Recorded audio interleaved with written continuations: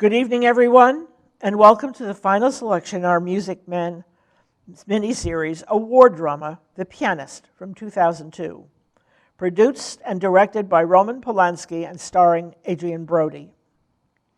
The screenplay was adapted by Ronald Harwood from Władysław Szpilman's autobiography, The Pianist, from 1946, the story of a Polish-Jewish pianist and composer who survived the Holocaust. Szpilman played the last live music broadcasted on Polish radio airwaves before the Nazis hit Warsaw and shut them down. Polanski, too, is a Holocaust survivor, and much of Szpilman's story reflects Polanski's personal experience. Although this film, by the very nature of its subject matter, is very dark, it is also a beautiful, moving story of bravery, hope, survival, and the resilience of the human spirit. The film earned over $120 million on an investment of $35 million. Critics greeted it favorably, praising particularly the work of Polanski, Brody, and Harwood. The Pianist won the Palme d'Or at the Cannes Film Festival upon its release and received 7 Oscar nominations, winning 3: Best Actor, Best Directed, and Best Adapted Screenplay. On Rotten Tomatoes' website, the film is lauded as well-acted and dramatically moving and is Polanski's best work in years.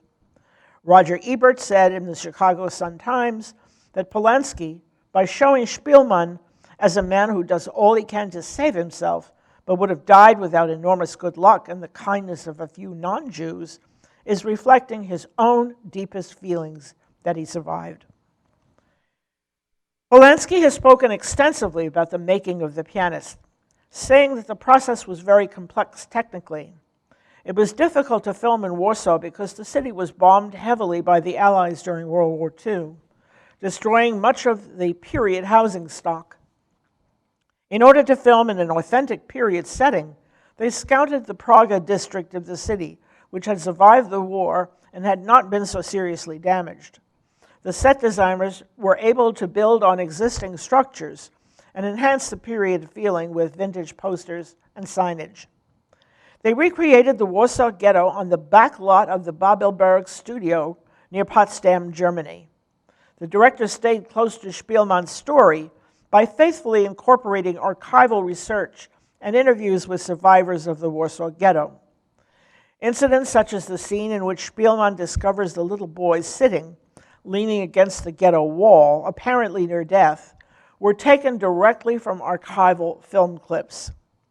The crew were able to find a Potsdam villa for use as the house where Szpilman first encounters his savior, Hosenfeld.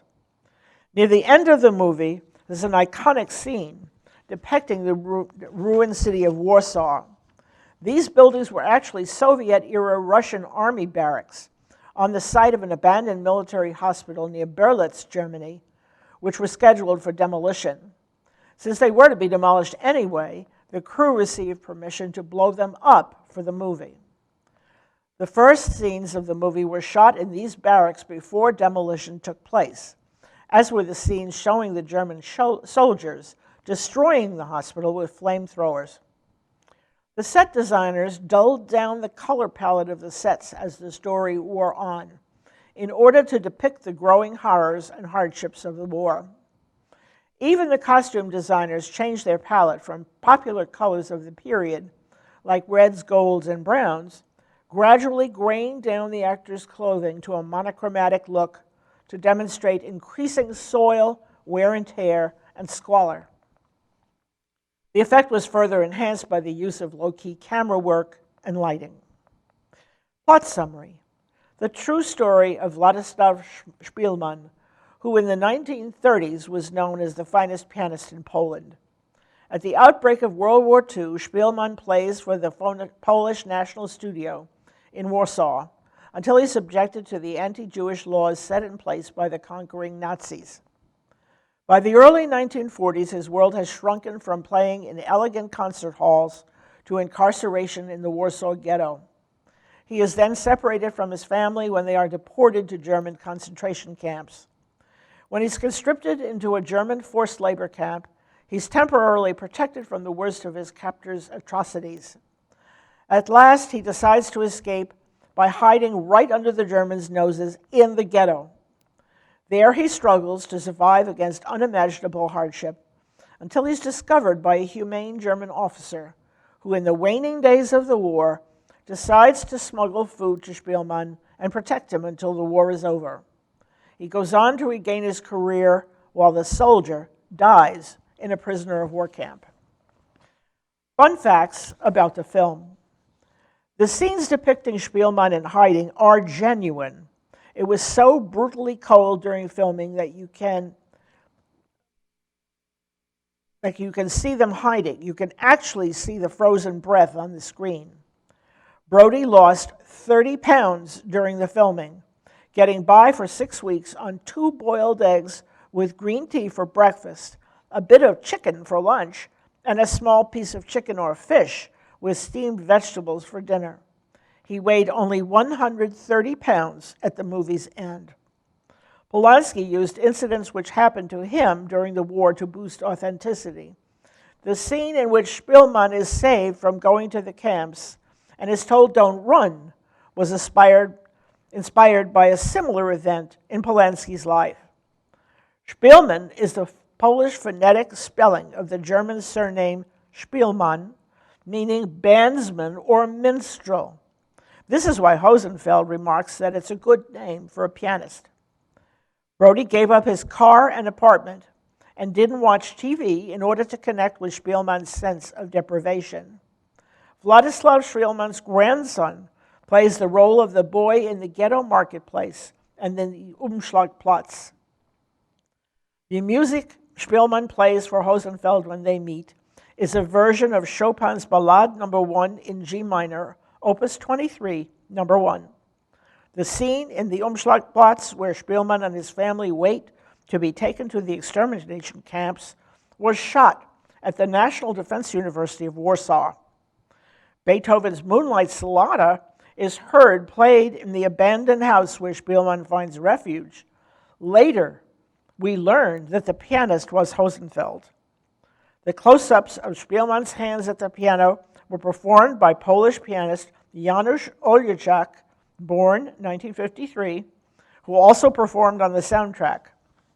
Sounds of Spielmann playing the keyboard were overdubbed with Oljachak recordings. Spielmann was known as a Robinson Crusoe of Warsaw. These people were Poles who, after the 1944 Warsaw Uprising and the Nazis' destruction of the ghetto, decided to remain in hiding in the city's ruins for as long as 3.5 months until the Red Army entered Warsaw. They may have been as many as 2,000 of them. The piano piece playing at the end of the movie is Chopin's Grand Polonaise Brillante, Opus 22. Polanski could not attend the Academy Awards ceremony in LA, at which he was to receive his Oscar, because he would have been arrested as soon as he entered the US on an earlier charge of sexual assault. Harrison Ford accepted the Polanski's Oscar and brought it to him in France. Polanski himself has a brief cameo as the voice of a man waiting to cross the street who complains about the Gentile street running through the ghetto. Wilhelm Hosenfeld, who died in a German prisoner of war camp in 1951, was awarded the Righteous Among the Nations Medal by the Israeli government. The music playing from the truck at the end of the film is the Polish national anthem, which is how Spielmann knows the war is over. Things to look for. Listen for the Chopin pieces, Beethoven's Moonlight Sonata, and the Polish national anthem. Notice the decrease in the use of color in the costumes and sets. Spielmann's encounter with the little boy leaning against the ghetto wall. The Russian barracks used as a mock-up of the destroyed Warsaw buildings. Use of low-key lighting. Brody's frozen breath seen in the brutally cold air. Look for the hand double in the piano playing scenes. The Soviet barracks and the Potsdam villa. The scene in which Spielmann is pulled out of the line of refugees and is told, don't run. And Polanski's voiceover cameo. Now it's time to view The Pianist. Settle in, make yourself comfortable, and please remember, it may take a few minutes for the film to roll. Enjoy.